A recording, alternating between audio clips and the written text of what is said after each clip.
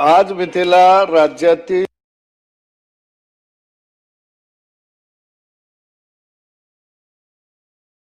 शेतकऱ्यांची FRP थकबाकी आहे ते 4,700 कोटी रुपयाची आहे. आणि ती FRP नेमकी कधी मिळणार? दुसरं, मंत्री महोदयांनी जे सांगितलं 25 किलोमीटरच्या अंतराबाबत माझं स्पेसिफिक हे मत आहे की ही कारखानदारी जर अडचणीत आहे, तोट्यात आहे, तर तुम्ही हे अंतर ठेवताय कशासाठी? मग तोट्याच्या व्यवसायाला तुम्ही का धरून बसलाय? त्याला मुक्त का करत नाही? आणि आमची शेतकरी म्हणून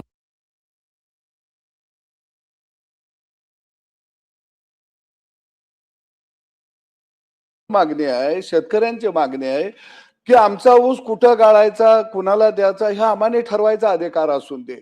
आता इथं सभापती महोदय आहेत, यांचा बी कोऑपरेटिव्ह साखर कारखाना होता, तो कर्जामुळे बंद पडला, लगेच हिनीच घेतला. आणि म्हणून कारखाने कोऑपरेटिव्ह असू नाही प्रायव्हेट असू, हे चालवणारी एक राज्यात टोळी आहे. ती टोळी आपल्या बाहेर हे व्यवसाय जाऊन द्यायला तयार नाही. आणि म्हणून सगळा जर व्यवसाय मुक्त असतील तर ऊस गाळायचाच व्यवसाय हा बंधनामध्ये का? तिचीच एवढी आवड काय?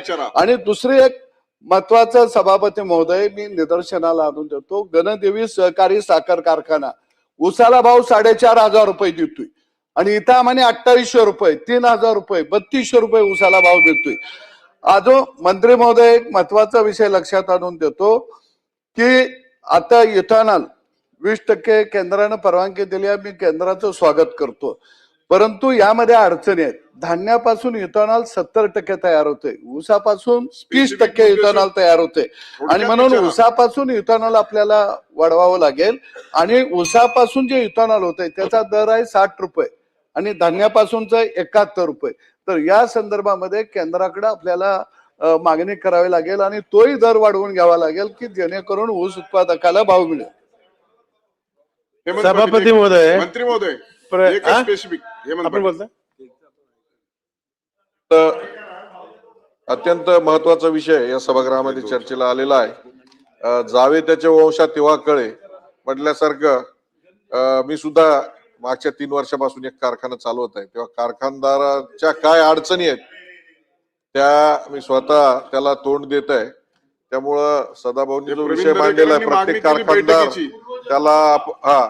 त्याला आपण एखाद्या चोराच्या दृष्टीने किंवा त्याला टोळीची उपमा आपण दिलेली आहे, हे चुकीचं आहे सदाभाऊ, तुम्हाला सांगतो. कारण ज्या पद्धतीने सहकार मंत्र्यांनी सांगितलं कारखाना 4 महिने चालतो, 12 महिने पगार द्यावा लागतात आणि हे सगळं चक्र जे आहे चालवणं हे अतिशय अवघड आहे. हे केवळ एका कारखानदाराचा विषय नाही, महत्वाचा विषय आहे, ग्रामीण अर्थकारणाचा विषय आहे हा. काही केवळ एका कारखानदाराचा विषय नाही, कारखानदाराबरोबर त्याच्यावर अवलंबून असलेले सगळे शेतकरी, तिथं असलेले छोटे छोटे उद्योग, तिथला सगळा गावगाडा, या सगळ्यांची, बँकांशी संबंधित सगळ्यांची प्रश्न आहे आणि महाराष्ट्राची निगडीत असलेला हा प्रश्न आहे. माझी सदाभाऊ आपल्याला विनंती आहे. मागणी केली तुमची तशी मागणी आहे का? नाही नाही नाही, मग तशी तुमचं काय म्हणणं? माझी मागणी एवढीच आहे की ज्या वेळेस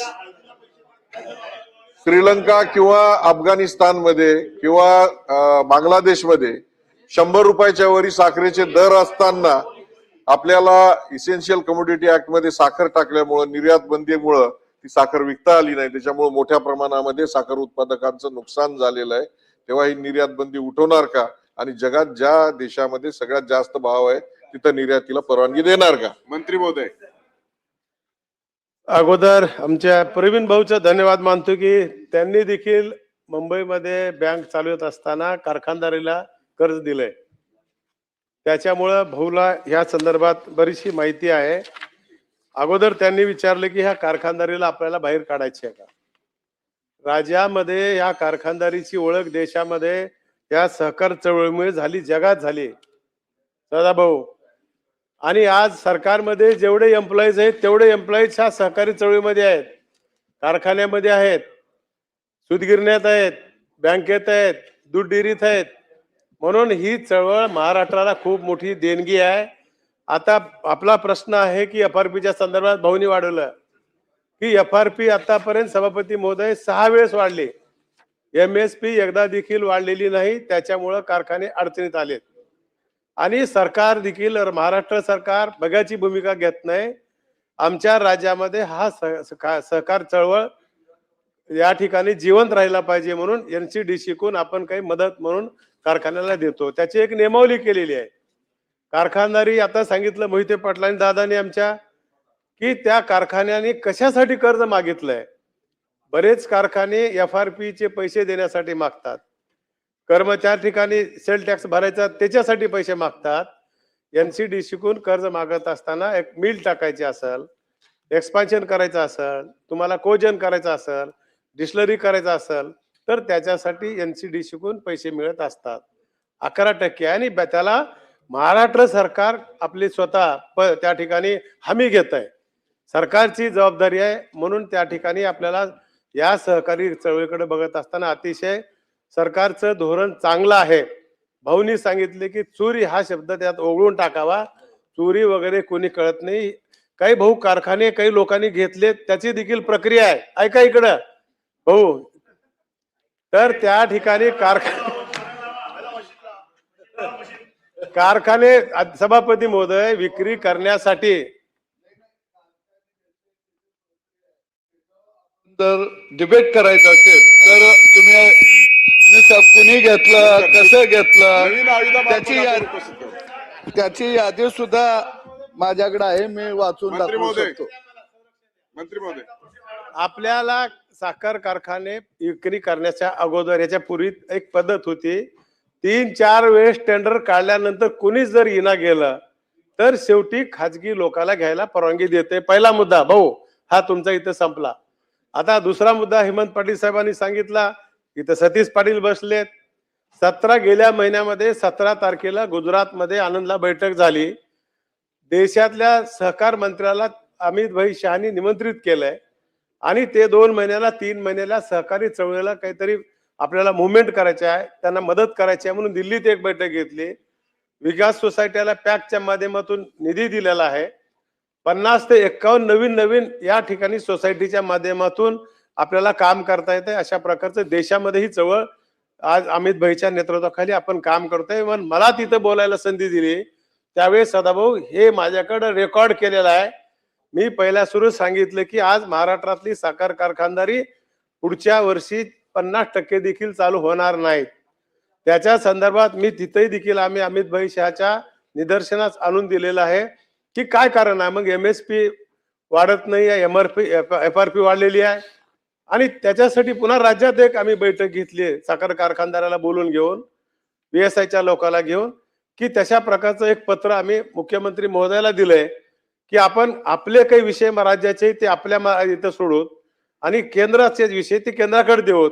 मग त्या संदर्भात FRPच्या बरोबर आपल्याला MSP 40 ते 41 भाऊ 100 रुपये म्हणतात ते तर अजून चांगलंच होईल. पण त्याला 41 रुपये म्हणले की त्याला अजून वाटेल की एकदाच पैसे जास्त द्यायची ते तयारी होणार नाही. आम्ही सांगितलं की जशी जशी FRP वाढली तशी MSPचं लिंक करावं आणि साखर कारखान्याला पैसे द्यावेत. काय FRP देण्यासाठी कर्ज दुसऱ्या कारखान्याचं घ्यावं लागलं, दुसऱ्या बँकेचं. सदाभाऊ अजून यांच्या प्रवीण भाऊ कोण काही कर्ज घेतलं, हेमंत पाटील साहेबाकडून काही घेतलं, इकडे आमच्याकडे मुश्रीफ साहेब बसले त्यांच्या बँकेकडून काही घेतलंय. अशा प्रकारच्या संकटामध्ये कारखानदारी आली आहे आणि मग सुरुवातीला कारखानदारीला आपल्याला काही उपपदार्थ करायचे म्हणून सरकारने घोषणा केली. काही लोकांनी कोजन केलं, काही लोकांनी मग डिस्लरी केल्या, BHEV केली, CHEV केली, CA2 केलं, अनेक नवीन करायचं काम केलं, मोठमोठ्या डिस्लऱ्या केल्या. आज आपल्या राज्याची BHEVची कॅपॅसिटी मोठी आहे आणि आपल्याला कोटा 20%चा आलाय. आणि मग त्याच्यासाठी अमित भाई शहाच्या निदर्शनास आणून दिलंय की कोट्यामध्ये आम्हाला वाढ करा आणि त्याच्यामध्ये 9 रुपयाचा प्रति किलोला लिटरला दर द्यावा. त्याच्यानंतर ज्यूस टू इथेनॉल आहे त्याच्यामध्ये 10 रुपयाचा करावा. अग्रीबेस ज्या ठिकाणी इथेनॉल केला जाते त्याच्या दरामध्ये ह्या दरामध्ये खूप फरक आहे. आम्ही म्हणत नाही की त्याच्याबरोबर द्यावा. अशा प्रकारच्या ह्या 2-3 सूचना मांडलेल्या आहेत. आम्ही मुख्यमंत्री महोदयाकडे आम्ही तारीख मागितलेली आहे आणि अशा प्रकारचे 2 प्रश्न आहेत. एक केंद्राशी निगडीत आहे आणि एक राज्याशी निगडीत आहे. मुख्यमंत्री महोदयांनी आता बजेट झाल्यावर आम्हाला तारीख देतो म्हणलेत आणि सगळे डिले इथेनॉल सांगितलं लिफ्टिंगच की मग त्याच्यामुळं कोटा कमी दिल्यामुळं तिथं आपला सप्लाय जायला गेलाय, ते पैसे पडू नयेत. एकीकडून इकडले पैसे येणार, साखरेचे पैसे देणं होत नाही, साखरेचा कोटा कमी यायला लागलाय. म्हणून ह्या सगळ्या संकटामध्ये आहे. त्याच्या संदर्भात मुख्यमंत्री महोदयाची तारीख देणार आहेत आणि पुन्हा इथून राज्यामधून केंद्राकडं अमित भाई शहाकडे हे डेलिगेशन जाऊन चांगल्या प्रकारचं पुटअप करून, आणि आताच आमच्या हेमंत पाटील साहेबांनी सांगितलं की आता युद्ध चालू आहे, एक्सपोर्ट करायसाठी त्यांच्यासाठी आम्ही परवानगी मागूत. आणि म्हणून कारखानदारी हे एक मोठं सदाभाऊ वरदान आहे. आणि माझी सदाभाऊला आग्रहाची विनंती आहे की प्रवीण भाऊकडे 1-2 कारखाने आहेत, त्याच्यातली एक कारखाना तुम्हाला द्यायची प्रवीण भाऊला विनंती करतो, देऊन टाकू. आणि एक चांगल्या प्रकारचा आदर्श कारखाना सदाभाऊ तुम्ही चालवून दाखवा, अशी शेतकऱ्याला घेऊन अशी विनंती करतो. महसूल मंत्री 46 निवेदन करतील. अर्धा तास झाला लक्षवेधी चालू. आपण एका लक्षवेधीवर किती वेळा बोलणार?